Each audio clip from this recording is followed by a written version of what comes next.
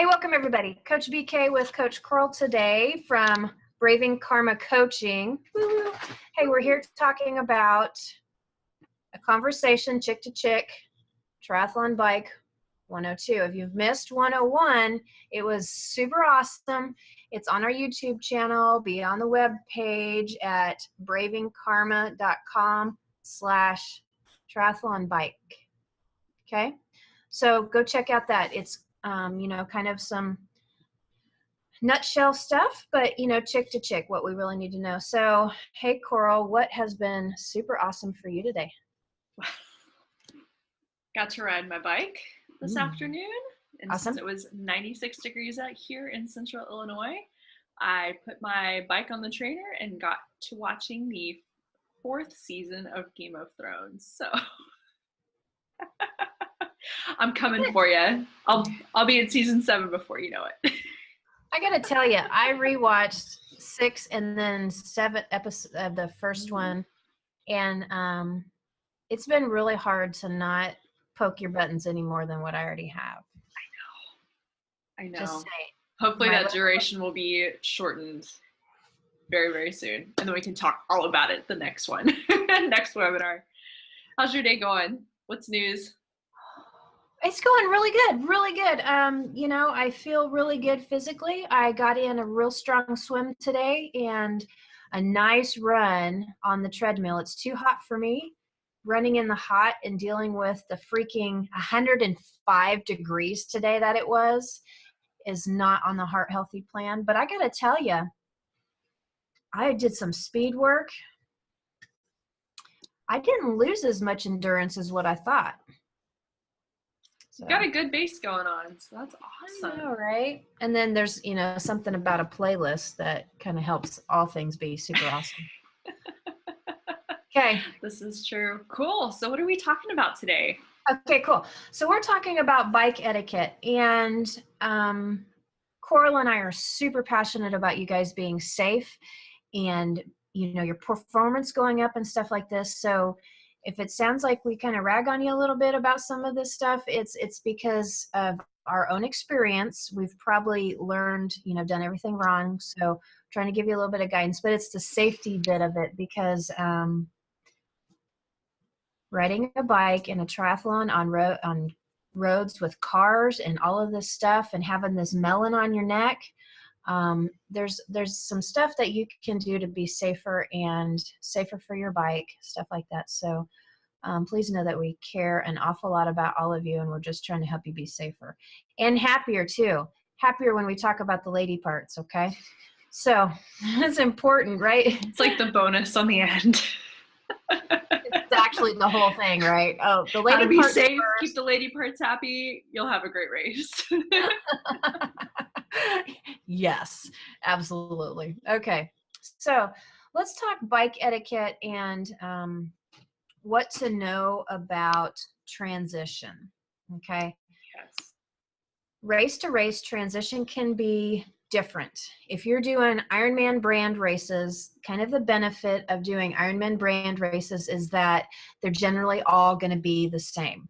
Okay, they're going to kind of be laid out the same as far as, there'll be variances based on logistics or, if you're on a tiny little island or something like that. But they're all going to be generally laid out the same. And you have a picture of one here in a sec, right? Okay. I'm actually going to share my screen right now so we can see. Okay. So transitions look like a bunch of metal racks sitting around, and you'll get to races where it's first come, first serve, or they will have them designated. So you'll look at the end of the racks and they'll have numbers like this one here. You are assigned a spot. And so one side will be the evens, one side will be the odds. And so we're flipping back and forth, and they generally have an adequate amount of spacing. So notice that this bike, the black bike, the front is coming towards you. Your spot is that towel right there. And see, they've kind of folded it in half. The towel with the yellow bike behind, on the other side of there, that's too much real estate. okay? They need to fold that towel into half and half again. You need to keep yourself condensed. One, you don't want people walking all over your stuff. If your stuff is all over the place, not condensed towards your bike, people are going to kick your helmet. It might end up on down the way. So keep yourself condensed, okay? It is really important to rack your bike correctly. You don't need to tie your bike on there. You don't need to put trash bags on any parts of your bike. That's just extra. Don't do it. It's just extra. There's no reason why your bike can't get wet. Pay attention to the spacing. Your spot is right there. If you can pick your spot, pick on the edge of, you know, a row or where there is a landmark that you're going to remember. Okay, like a porta potty or a big flag or something like that. Just things to remember. This part is important, and I'm going to reiterate this because I had an athlete doing a race last weekend. She usually, I never catch her on the bike. I passed her. I'm like, hey, what's wrong with you? That sounds terrible, but she's also a good friend of mine. So I'm like, oh. But what had happened was somebody was going through the transition and not paying attention, and her bike had got hit in the derailleurs. So the derailleurs are, you know, the back part of the gearing, and they're very finicky. So when you are racking your bike, make sure that you are treating all of those bikes and your own bike like they cost $5,000, because they do. Okay? Be very, very meticulous about putting your bike where it goes. Don't be willy-nilly about it. Be very intentional, and don't touch anybody else's bike. If it's windy, that's a different story. At NOLA last year, the bikes were all over the place. It was cray-cray. Give yourself a pass on that, but be very vigilant on not going underneath the bars, not accidentally bumping your bike into somebody else's bike. Don't bump your bag on somebody else's bike, etc., etc. Okay. And actually, a good note, Bonnie, while we're talking about setting up transition and like where your stuff exactly goes, you want to make sure it's right next to the front wheel that's laying on the ground. You know, most USAT, so USA Triathlon sanctioned races will have an official walking through, and they usually make sure that, you know, everything's kind of contained, and they may ask you to move stuff if it's kind of encroaching on other people's space. So this is a really great picture. You know, it's just to the left of the front wheel. Everything's kind of contained on that towel, and it doesn't really creep into their neighbor's area too. So just be mindful of that. This picture isn't exactly, it's not really set up all that great. If you guys want information on how to set up for a transition well, don't use this one necessarily for an example, because usually how I do it, and he has his bike shoes on his bike. That's why he does that. Okay. Usually if you don't have your bike shoes clipped onto your bike, and if you don't know what I'm talking about and you have never done it before and you've never practiced, don't do it. Okay. I think that most of the people, they set their bike shoes up in the front because you're going to use them first. Where his running shoes are at, that's where you would set your bike shoes, and then you would have your helmet in the middle, and then you would have your bib or not your bib and your bike helmet, and then you would have your sunglasses in there, how you put stuff on. So just be aware of that as far as taking example of how to set up that little landscape of the race. So transition, walk around transition, know where bike in, bike out is at, and try to memorize where your rack is at.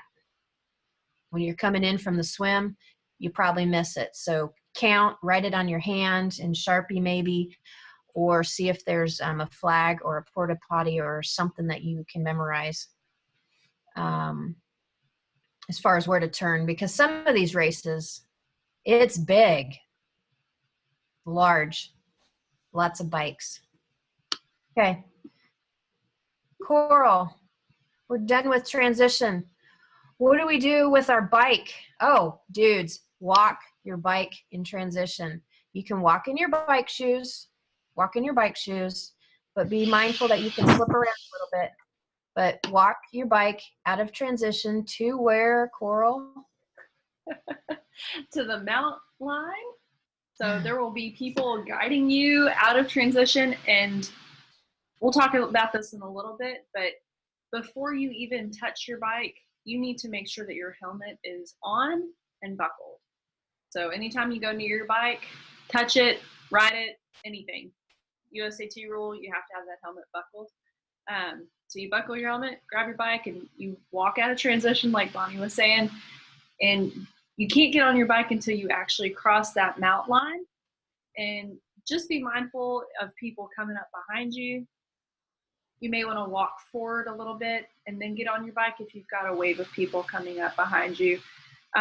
This is honestly where I see most crashes happen in triathlon. You know, people are getting on, they're a little bit wobbly, you know, getting out of the swim. So take your time, just be aware of your surroundings.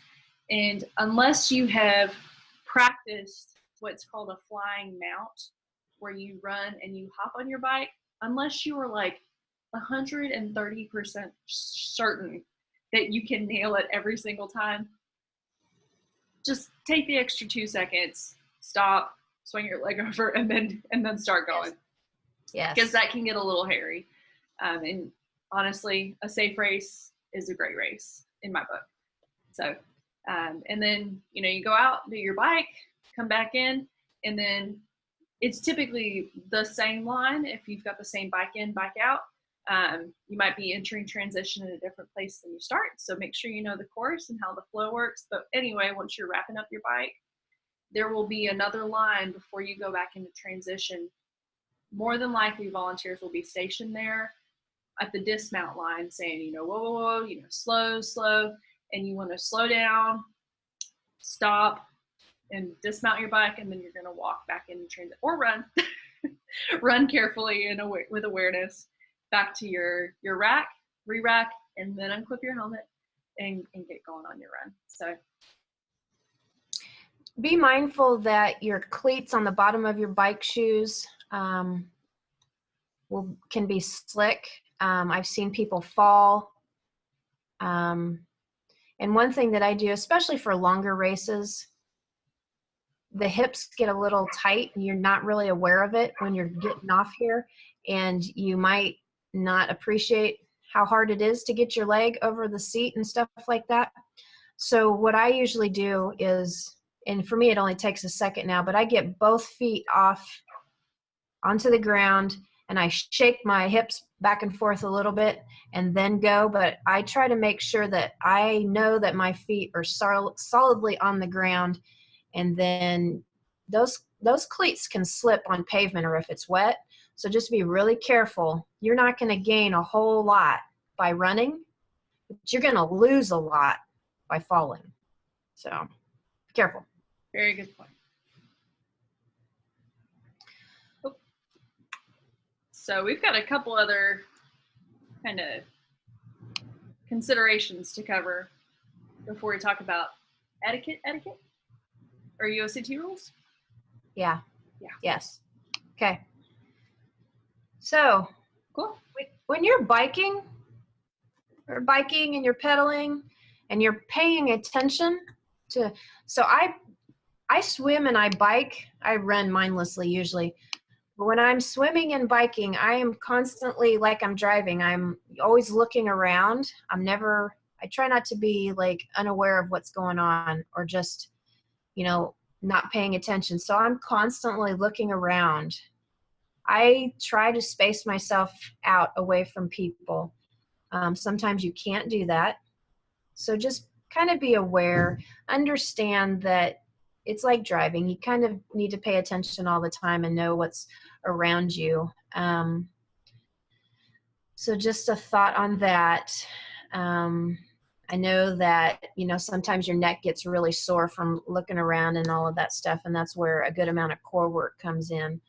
But just be paying attention and stuff like that. And so, Coral, you want to talk to us a little bit on communication with other bikers, because we all need to go into a race trying to get everybody in safely.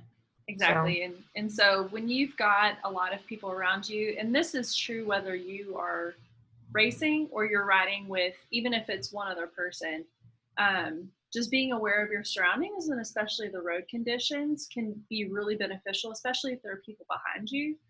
Noting any gravel, potholes, sticks, debris in the road. If you can just call out, rocks or, move right, and you can even use hand signals. If you're comfortable taking a hand off your handlebars. If you're not, don't do it. Just use your verbal cues. Just steer a clear distance around whatever obstacles in the front, and people behind you hopefully will take note, but they're more likely to do so if you say, hey, rock, and then you kind of point, to the rock or whatever, where it is. The other thing too that comes along with being aware and making other people aware of what's going on is if you're passing someone, and we'll talk a bit more about specific parameters and regulations if you're passing somebody in a race.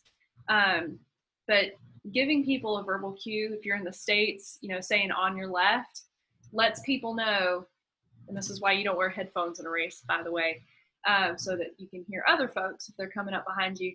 But just saying on your left, passing, and doing it in a friendly way can be, it's a courtesy. It's a courtesy. It's not, it usually doesn't come from a place of malice or people, being mean. It's just hey, it's a heads up, I'm passing you. And if you hear someone coming up and saying on your left, or if you're in the UK or Australia, on your right, just making sure that you're as far over to the right-hand side as is safe, so that they can scoot around you without them going into the opposite lane with oncoming traffic. Super important. So yeah, just staying to the right if you're being passed, and then giving folks a cue saying on your left if you are overtaking them can be really helpful. Yeah. So ladies, just so you know, that's what you should do. That's what everybody should do. Please don't be surprised when people don't.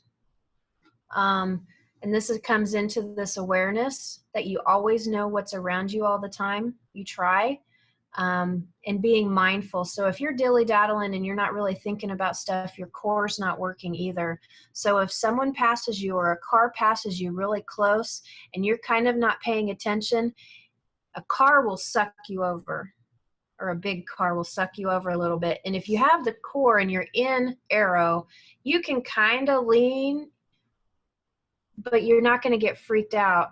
And this is kind of where some things go wrong sometimes. But to be honest, and you need to mentally prepare for this, some people are not going to say on your left. And in my experience, I find that it's the faster type of people.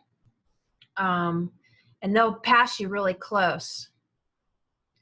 So there, this is just where you have to be proactive and kind of understand and kind of look in to see what's behind you. I wouldn't necessarily race with a mirror or anything like that, but sometimes it's good to look back anyway, as long as you don't veer your bike that way. And that's again where the core comes in. And one other thing to say about etiquette and safety is that if you're riding in a group, triathlon is no drafting. And so this usually isn't an issue, because if you're not drafting, this doesn't come into play. But if you're training triathlon, you probably shouldn't be drafting, though I know people pull each other all the time. In road bike races, road bike groups, people that are not triathletes, but they ride their bike, they don't have aero bars, they do not go into aero unless they're in the front. Okay, so if you're riding in a group, the rule of thumb is do not ride in aero unless you're in the front and you're pulling everybody. So it's incredibly unsafe to do that. Incredibly unsafe to ride in groups. And to be clear, drafting, say you've got somebody in front of you, drafting is when you are right on the wheel of the person in front of you. And the reason people do that is because the person in front kind of breaks the wind the wind barrier. And so it's easier to ride directly behind someone because you're not pushing as much resistance going forward. So in most triathlons, they're called non-draft legal, which means you can't ride right up behind somebody. You need to be about 3 bike lengths back. And that's a safe distance to be in your aero bars. But if you're right up on somebody and you're in your aero bars, you don't have any brakes up here. And so being back in your more upright riding position, and if you're on a road bike, that's not an issue. Your brakes are right there anyway. You've got a lot more control. You're able to brake more easily. You're able to steer around obstacles much more easily and more safely. So that's why, what Bonnie was saying. If you are riding in a group, just be upright or just don't draft at all. It's better practice anyway to prep for your race. Or you can be like me and start out in the road bike group and then get dropped. Then you do all the aero you want. Been there, done that, got the t-shirt. See you later. Namaste. I suck. So Bonnie, you want to talk a little bit about this? Probably isn't super applicable for shorter distance tries like sprint, where you've only got a 10 to 15-mile bike ride. You can carry all your nutrition on your bike with you for the whole thing. Yeah. But once you start getting into Olympic, half Ironman, full Ironman distance, you're going to need to refuel at some point. Is there some sort of safety considerations or bike etiquette? Yeah. Are you grabbing bottles? How does that work? Okay. Yes. Okay. So like you were talking, the dismount line or the mountain line. And I couldn't find the picture. Oh gosh. No, for a race that I did in Italy, there was, sometimes things get lost in translation. But instead of mount, and because there's an international group of people here, right? So they did it in English. Instead of mount and dismount, they had the mountain and the dismountain. That's funny. I would have took a picture of that. Yeah. Okay.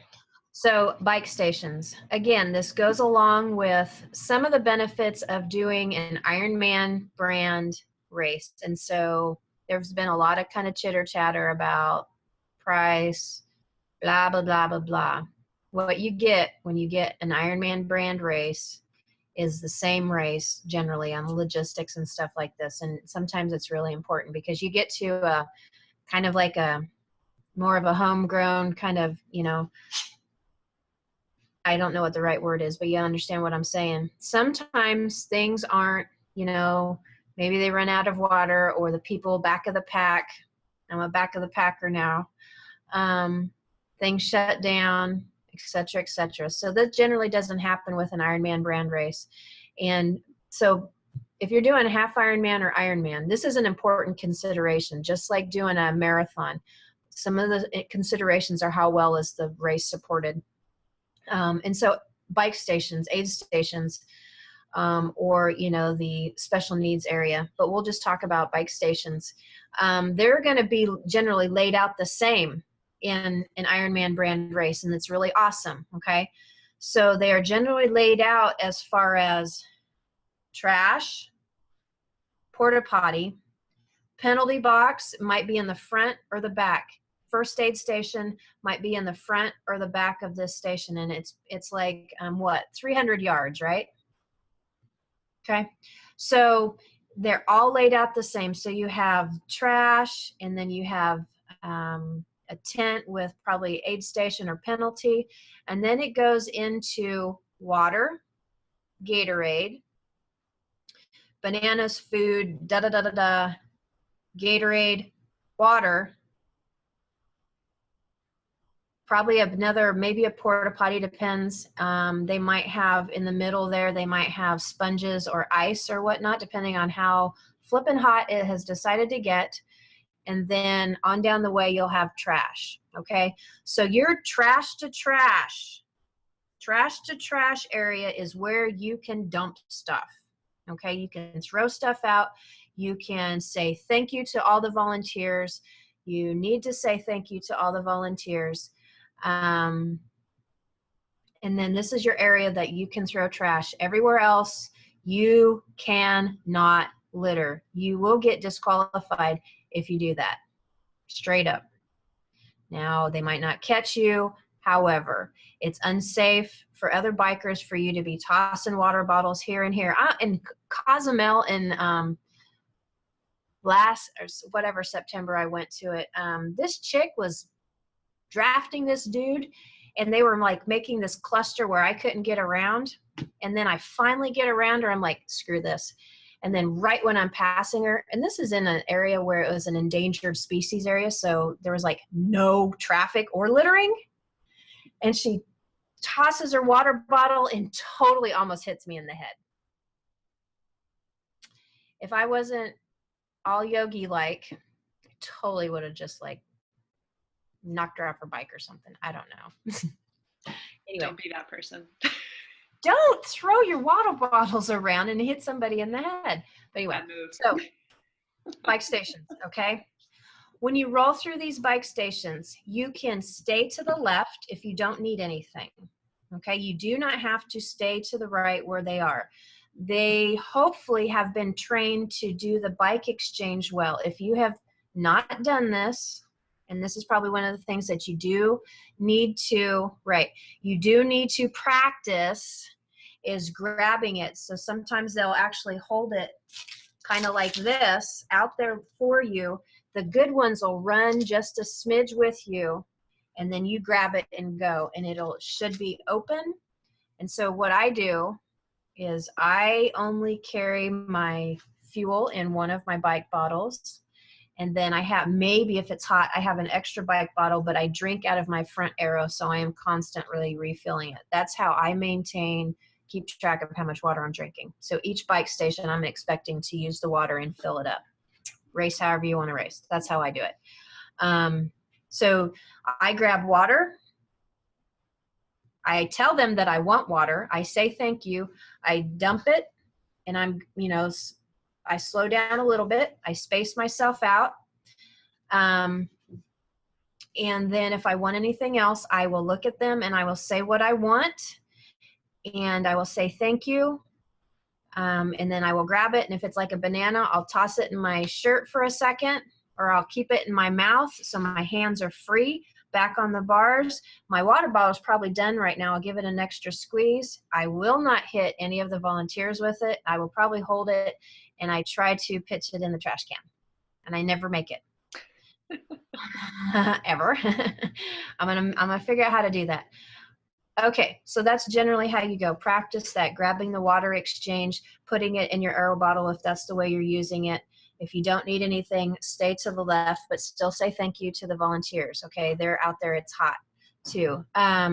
If you need to stop, okay, don't stop right at the beginning of transit of this bike area because it'll get congested. Look around you, space yourself out, tell them in the middle, the middle part is probably the best place to stop. Tell them you're gonna stop, move out of the way, okay? But always look around you when you're doing that. If you need to use the porta potty or whatever, there's usually a place to put your bike, or some blessed volunteer might hold your bike for you. If you need something else, just ask. But again, look around you and stop and pull over to the side and get out of the way. Focus on everybody else, being safe, not just you stopping right there, because I have seen countless accidents in the bike stations because people are just kind of like stopping in the middle of everything. And then this person veers that way and that person veers that way, and then some dude's just trucking along trying to get his PR, and whack. Okay. What else? Practice that stuff, yo. Yes. The bike exchange, the hand exchange, to get your kids out into the driveway or whatever and just bike up and down your street and practice handing up bottles and tossing out bottles, because I see sometimes people toss a bottle out and their whole bike goes that way because it's just not like one motion. So practice that stuff. And note, you're going to be picking these up on the right-hand side of you as you go through, if you're in the States, of course. So right. I feel like I'm missing something, but I don't know. I think that pretty much covers bike aid stations. Yeah, it can be a dangerous place, and what I do is I space myself out. Yeah.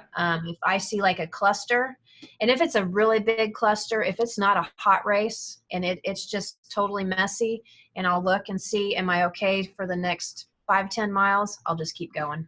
Yeah, just go to the next one. Right. So, yep, good stuff. Okay. And then, do you want to talk a little bit about when you can get your bike out of transition? Yes. So okay. Can I go like right after I finish? Can I just go get my bike right away? No. But I'm done. Not unless you're me in back of the pack. Okay. I am not completely sure what the rules are for when you can get your bike. I think it's when all bikers are in, right?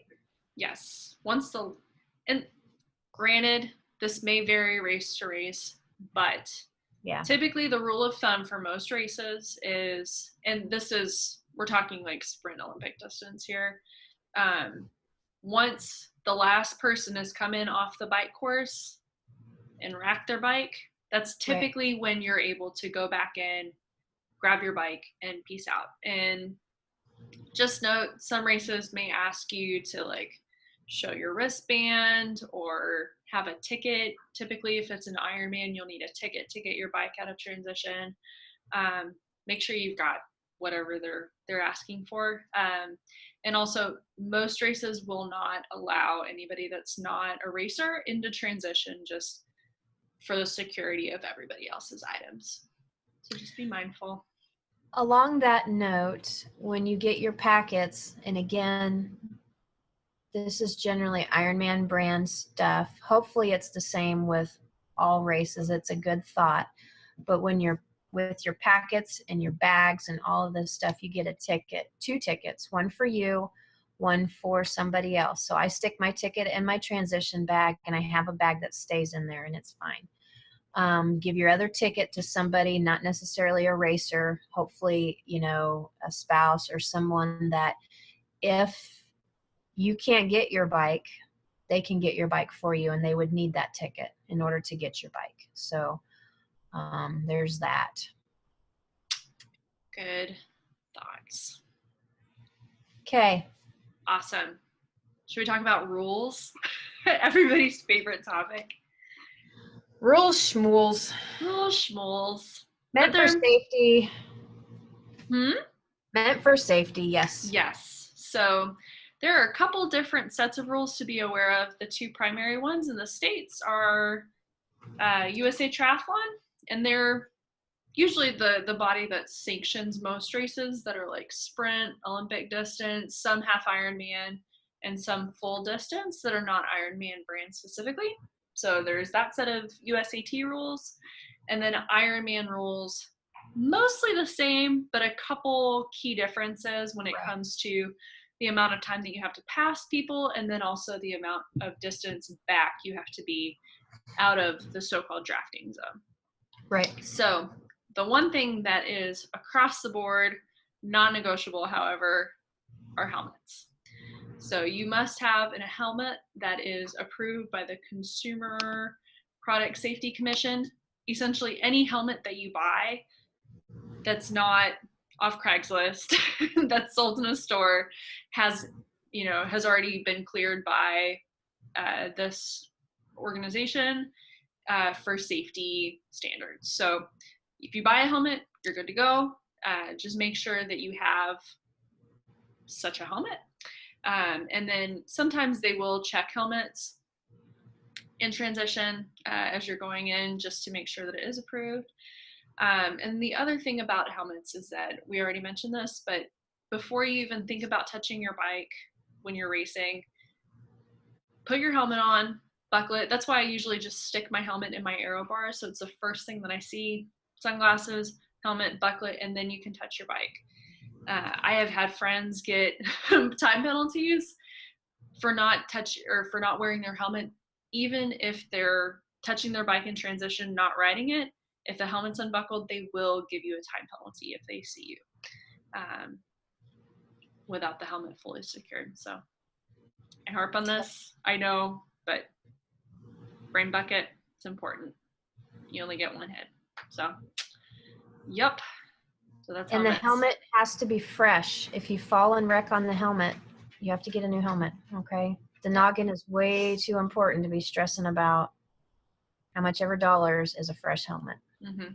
And also on that same note, if your helmet is a couple years old, you know, like 3-4 years, and you live in a hot climate, definitely styrofoam expires. It loses its pop, its cushion. So even if you haven't fallen and crashed in it, if your helmet's 3 to 5 years old, just kind of check the warranty or the label. But you probably need to replace it, even if it hasn't received a good whack. So, yeah. Okay, awesome. Tell us about drafting, you. You already explained what drafting is. That's awesome. Yeah. So I'm actually going to bring up a graphic here. Nothing special, but it'll happen. And while she's doing that, some races, it's hard to not draft based on logistics. I've gotten caught drafting, and I'm like, how in the world could I have not drafted? Because of, you know, sometimes if they're doing loops or you're going around this corner or coming out of transition. So try to not draft. Don't stress out necessarily about it in some situations, though. Like if it's just impossible to not draft, but you guys understand what I'm saying. And then know that there's going to be people that draft all the time. Yep. Don't be that person. Follow the rules and just do the right thing. I don't like people drafting behind me. I feel in aero it's incredibly unsafe. And if someone were to hurt my bike or hurt me because they were breaking the rules, I would be incredibly upset. So follow the water. Right. Namaste. So this is really important that you know which set of rules your race is going by. So if you're in a USAT sanctioned race, rule of thumb, just visually, I mean, because obviously you're not going to have a tape measure out there measuring out, you know, however many, feet or yards or meters. But typically, if you're in a USAT sanctioned race, visually, you want to estimate about 3 bike lengths. And I mean, I've even gotten out there with friends before racing, you know, it's hard to know exactly what 3 bike lengths looks like unless you've kind of seen it. So you can even go out and kind of have your friend space out so you can get a feel for how far that is. But anyway, from the back tire of the person in front of you to your front tire needs to be about 3 bike lengths, so 18, 20 feet-ish. If you're in an Ironman distance race, like we just said, 5 to 6, so even more drafting space. You want to stay out of that draft zone. And when you are, there we go. So say this kind of brings us to, you know, if the person in front of you is going slower than you are, there is a certain amount of time within which you need to fully execute your pass of them. So my understanding of the passing was that the second you break the 3 or the 5 links, that's when your time starts to pass. And the moment that your front tire is in front of theirs, they are now drafting, and they have 15 seconds to get 3 to 5 bike lengths behind you. That's been my understanding, but I could totally be wrong, because once you enter that drafting zone, and this was the big deal when Ironman lengthened it, like doubled it. I'm like, dude, I don't even know if I can make that distance in that amount of time. I have to be like checking down a hill and zooming past them. So know the rules, and the rules change, understand the rules as far as drafting and whatnot. They do change from year to year. So, and just you go to the athlete briefing and they will tell you exactly what the rules are. Do not go to the athlete briefing, and just understand what they say and go with it, because that's the officials. That's what the officials are going to, on their motorcycles, going to check on. And so whatever the rules are, make sure that you understand them and that you are following them. And it's for safety. It's not to make your life tough. It's for safety, because you can be taken out of your entire triathlon life with one bike accident. You could end up dead from one bike accident. You could end up with a broken chicken wing or a knee taken out, or one bike accident can break a bike, can take an athlete out of the game permanently, because it's just, I mean, just crazy stuff happens. So anyway. There you have it. Yes. So don't litter. Don't litter. Talked about that one. Or don't throw bike bottles at people either. Don't do that. Oh man. So here's a question. If I miss the aid station, forget to grab water, and I've got somebody down the road with a fresh bike bottle, can I just grab it from them? No. There is no, you cannot get aid from anybody but athletes. So athlete to athlete, if you see somebody and they are struggling with changing their bike tire, you can decide if you're going to stop or not. If you do, stop. Look around, make sure that you get out of the way of everybody else. Don't create a cluster. A lot of times I will ask them, hey, do you have everything you need? Are you all right? And then I might stop or not stop, because I always carry extra stuff. And I might stop. I've stopped and changed. How chicked is this? I stopped and changed the dude's bike tire. All right. You cannot get aid from anybody else, and you can't give anything to anybody else. You can't drop stuff. You can't decide you don't want your heart rate strap on anymore and give it to your spouse or whatever. Don't do that. You can get disqualified. DQ. No joke. No joke. There was a guy disqualified, I think it was last year, from taking chapstick. The last like 5K of the run, he grabbed chapstick. He was up there too with the rankings. Disqualified. Don't take anything. It's not worth it. It's not worth it. I read that. I'm like, I know. Dude, those chapped licks cost you quite a bit. Dang it. Oh, that was a bummer. Okay. So, what in the world are bar end caps on your bike, and why do I care? You care because I'm actually going to show you. I'm all about this hands-on stuff. Yep.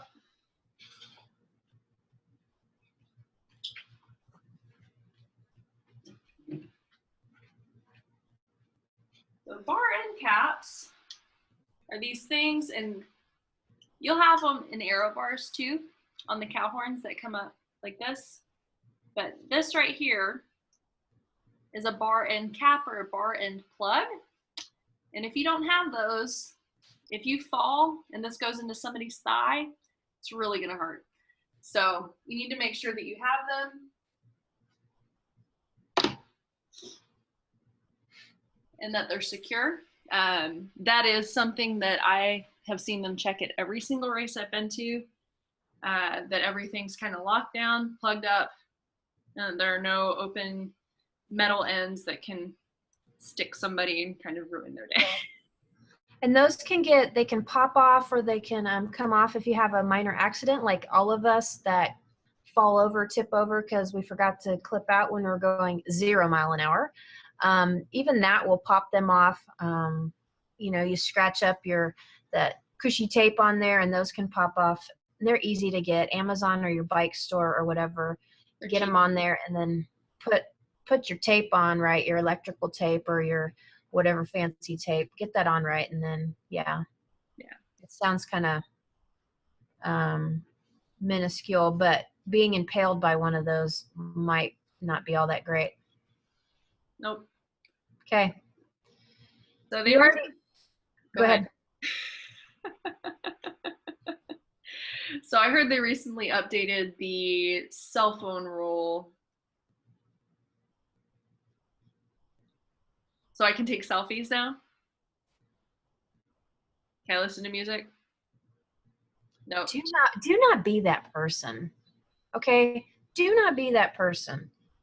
I'm sorry, this gets on my bandwagon. Part of triathlon and Ironman is being able to deal with this.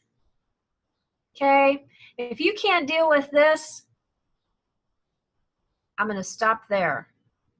I find it in the pool too. Learn how to be chill and listen to the voices. I have like 5 of them, and I totally talk to them all the time, and I don't like trying to zone them out. No, anyway. No, it's no.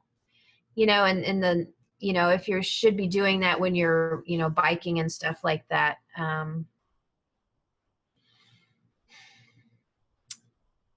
Be aware of what is going on around you. I mean, how many people do you see are having accidents with cars or whatever, or whatever, or whatever? Cell phones and listening to music, not the place on the bike. Racing and training. And even if that's what you use, like a GPS app, even if you use your phone with a GPS app for training, you cannot use it as a tracker or a bike computer during your race. Not okay. So get a Garmin, get a $15 bike computer if you want to track your speed and your distance, but no cell phones. And then Ironman, they did change it. You can carry it, but it has to be out of sight, turned off, nothing going on. So that's where we're at with that. I think that just in case you guys are curious why that goes on, why they're changing that, I didn't look it up, but so on our team, we have a couple of type 1 diabetics. And so I think it's for medical purposes, because the technology is increasing to help these athletes race safer. And so they have automatic pumps that are managed by their phones. So I'm suspecting that some of the health medical stuff is because everything's totally getting tied to the phones anymore. And I'm like all about helping them race safer and stuff like that. So I imagine that that's kind of why, you know, they've gotten to the phones. But really, people, leave the phone in your bag in transition. Put it in a Ziploc, leave it in your bag or with your person or whatever. You don't need it. You need this, your best friend or your worst enemy. Depending on how long the course is. Cool. No doubt, right. Speaking of the course, final thought, know the course. So typically in your race packet, when you, actually, I don't know if we even talked about this, Bonnie, but before the race, even if it's morning of, or it might be day prior, a couple days prior, you will get a race packet. You have to go and check in. They give you a bag full of numbers, full of a course map that should show you where the bike course goes, where the run course goes, a swim cap, usually some goodies, stuff to munch on and whatnot. But make sure you go through all of that stuff and also look at the course map, because I've had people point me in the wrong direction, volunteers that are well-meaning accidentally point you in the wrong direction. So just know where you're supposed to go. It's part of your responsibility as a racer. So it is. You can drive the course. For a lot of races, our coaching group tries to do podcasts, and we talk about some of that stuff too. You can look at the athlete guide of a previous year and generally kind of get an idea. Some bike trainer programs, apps now have courses that you can virtually go through, and there will be some changes sometimes, but knowing the course is really important. And I know that for myself, sometimes I blaze into a race and I really don't pay any attention to any of that. but I have paid a pretty big price for it by not, going a wrong way or whatnot, and taking a little bit of extra time because I did something silly and was talking instead of focusing on bike course stuff. So, okay. We're going to get to the best part ever, the one that probably matters most. And totally, ladies. By the way, disclaimer, if you are a guy, you may want to check out now.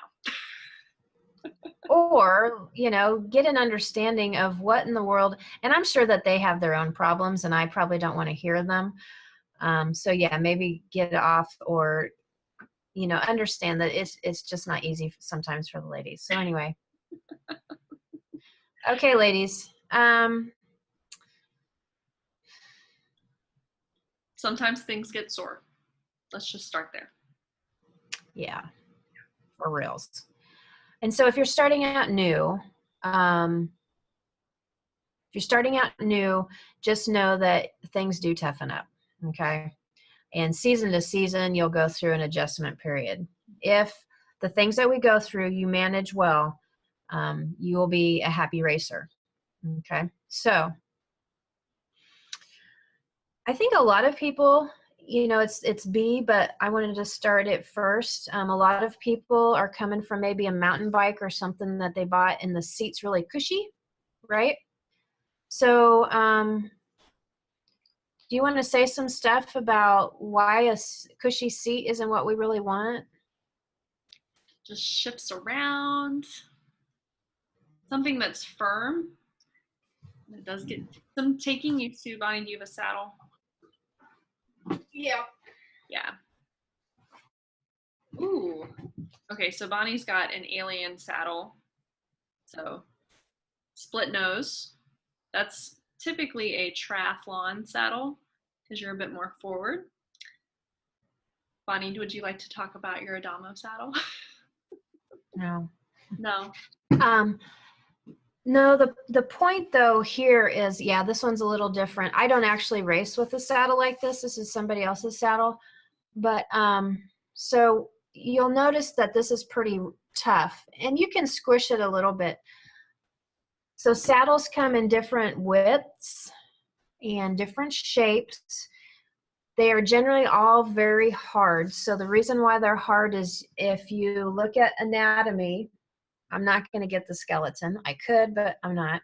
So you want your sit bones that we talk about in yoga to have a place to sit. So this is where the cushy seats kind of do you a disservice because it's like being in a really soft mattress. Your body loses its contact points and doesn't function well.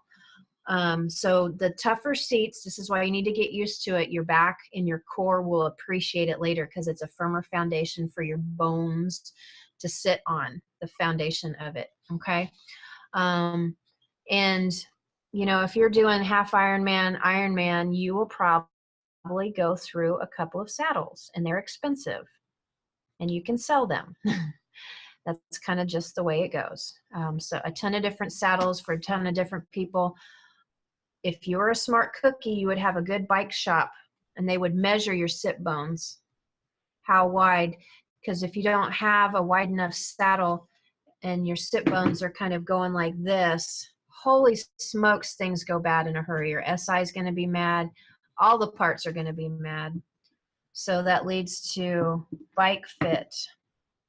Bike fit is important, period. That is a really quick way to get injured real quick, yes. Especially if you've got clipped-in pedals and your biomechanics are off based on your seat's too far back, too low, too high, etc.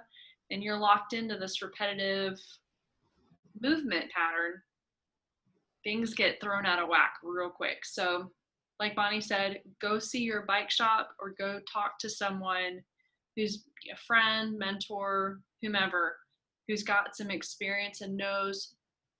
Everybody's a little bit different, but somebody that knows basically how your body should fit and sit on your bike.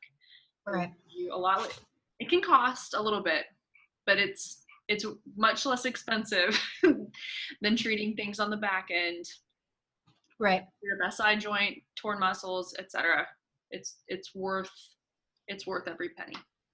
Yeah, if you have a good bike fit. So a good bike fit, there's a couple of different, a lot of different kind of brands and whatnot. You have like body geometry or Retool, the computerized one. I've done a number of different ones.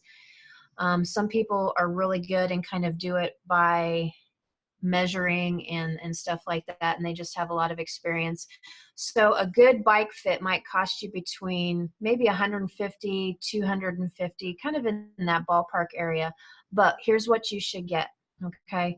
And they should treat you well. And even if you're a new chick and you can't feel like you can tell them that your parts hurt, or they're not listening to you, or they're kind of blowing you off, frankly, I would go somewhere else.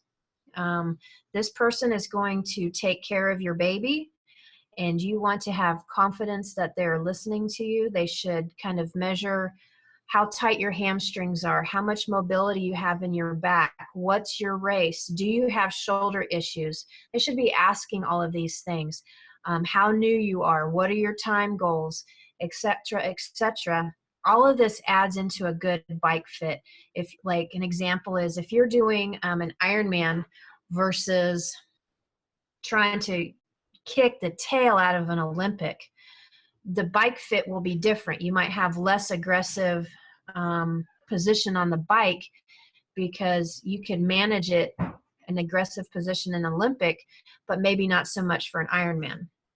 This bike shop, this is what you should expect for this money, is a conversation, a follow-up questions. They should be meticulous.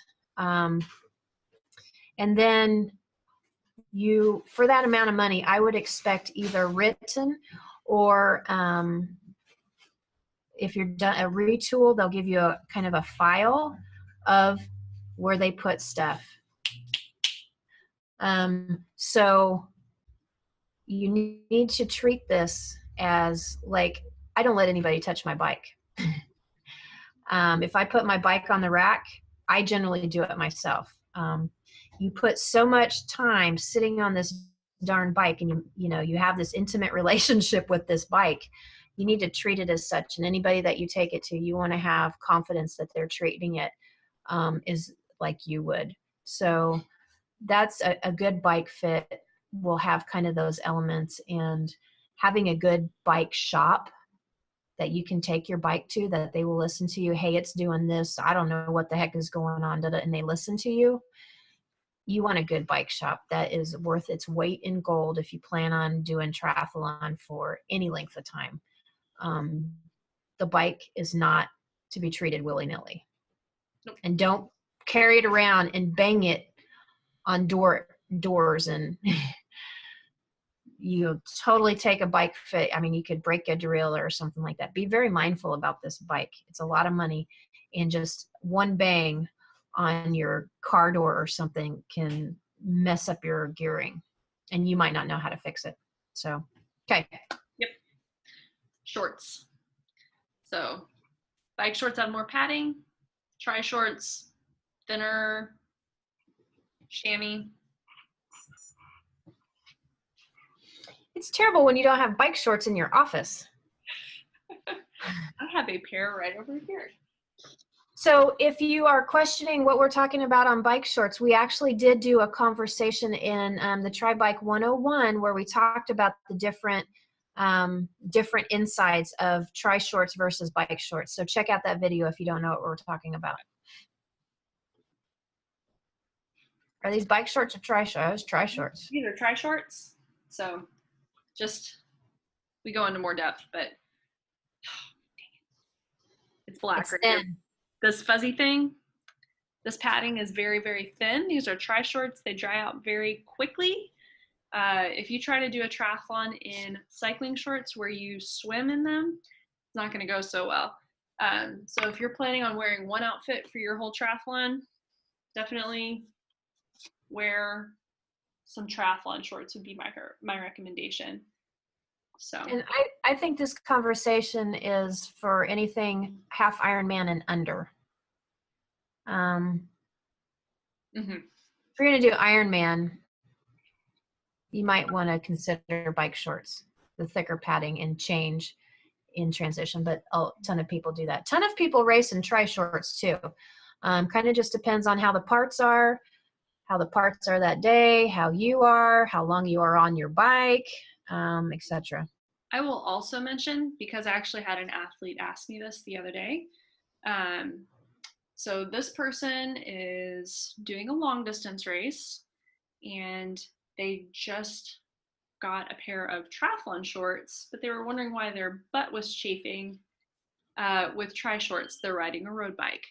So you can't see it, but this chamois, it actually only covers kind of like, not really your butt, just kind of your lady bits.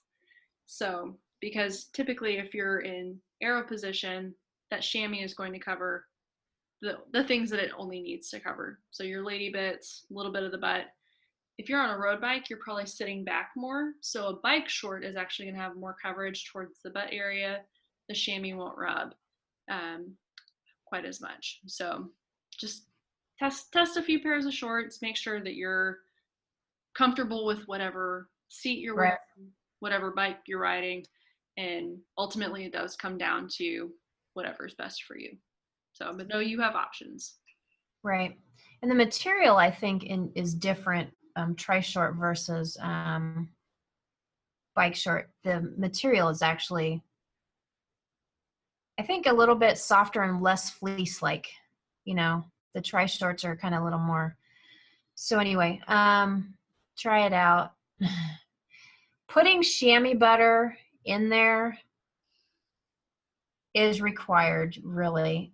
If you have issues in this area, any sort of issue, just lube it up, you know, down there. I do mine race day before I swim, and it's fine. You know, if you're changing stuff, you can actually put it on the chamois itself, but don't be afraid to be liberal with it. However, I have had times where I've had chamois butter on my bike seat and it's coming out. That might have been you put a little too much on. Because sometimes chamois butter doesn't fix everything. Nope. Just saying. That's when you want to go see your bike fitter. Yes. Okay. So, hair exfoliation. Okay. So a common. Many opinions on this. So. Oh, yes. I think it kind of depends on who you are.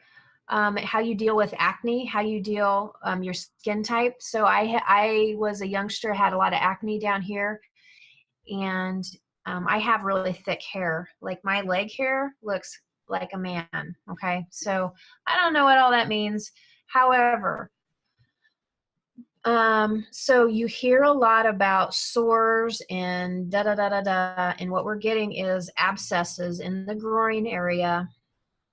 From shaving. So you shave, and then it's the friction of either your legs or mildly on whatever bike short or whatever. Oh, remind me to not forget to talk about underwear. Okay. Anyway, we didn't put that. Oh, we did. There. Good. I can't read. So shaving or not shaving, those follicles get infected, and then if you're a person that kind of struggles with that area, kind of some acne type abscesses, so what happens is you're irritating that skin, and then so the skin irritation, you get some bacteria in there or the follicle in there or the hair that's growing up, but then when we irritate it, it stimulates the skin to grow, and so the skin grows over there really quick and heals.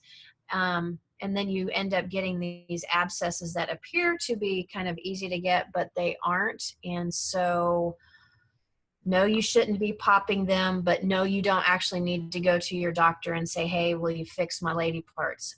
There's just some management that you need to do if you fall into this area.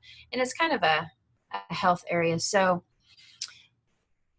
me personally, if I'm serious into a serious training cycle, I use clippers. I don't use razors, and I will clip it to keep it presentable. But I also don't wear bikinis, and I wear bike shorts in the pool all the time. So I don't quite stress out about keeping everything all, bikini like. If you're wearing bikinis all the time, then we'll have, other considerations for you. So that's what I do in managing that is clippers, and I do exfoliate. We'll talk about that for a second. And I don't wear bikinis. What do you do? Actually, Bonnie, full disclosure, I'm in the same camp as you. I actually just clip. I don't even bother shaving anymore during the race season. It just wasn't worth it to me. And I do wear bikinis, so I just kind of make my way to the pool very quickly. I have heard from some ladies that, I get it. Some ladies, do shave or, whatever hair removal thing you do down there. That's fine. That's your own prerogative. But some ladies that I've heard from that do shave down there, they will use some sort of antibiotic ointment just to keep everything disinfected. You want to take your bike shorts off immediately after you get back from a ride. Make sure you wash them really well before the next time you use them. So just keeping everything disinfected, clean. I've even heard Desitin, so like diaper ointment, I've heard works really well too. So, but that's not an official endorsement, just right. What I have found in my case, because I have really struggled with, I've gone through bike seasons to where I have had, and I named them all.